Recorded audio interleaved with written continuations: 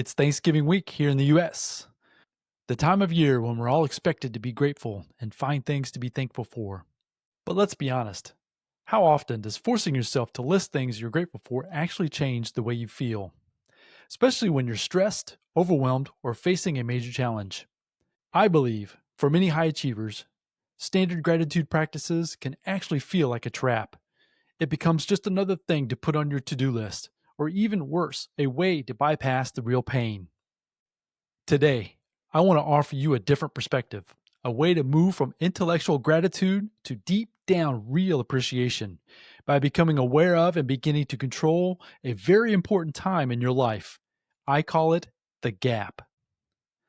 Listen, I've been there, sitting at the Thanksgiving table with so much I should be grateful for, but internally my mind is racing with worry about business, frustrations with relationships, or that nagging feeling that I'm just not enough. It's easy to sit there and feel guilty about this. You start to think, what's wrong with me? I should just be happy. The problem isn't that you're ungrateful. The problem is that your brain's autopilot is programmed to scan for danger and lack, not abundance.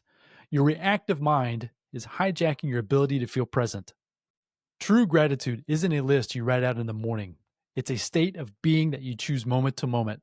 And that choice happens in a very specific place, the gap. The gap is that split second between something happening, a trigger, a stressful thought, and your reaction to it. If you have what I call a narrow gap, it's when you're stressed and that gap is non existent. For example, a challenging email comes in the first thing in the morning, and immediately you react with frustration. Gratitude is impossible in that state because your brain is in survival mode. But when you learn to widen the gap, to pause, to create space, in that space, you can acknowledge the stress without becoming the stress. Real gratitude is the ability to stand in the middle of the challenge, widen the gap, and choose to see the opportunity or the lesson rather than just the pain. It's shifting from why is this happening to me to what is this teaching me? This weekend and moving forward, instead of forcing a gratitude list, try this instead.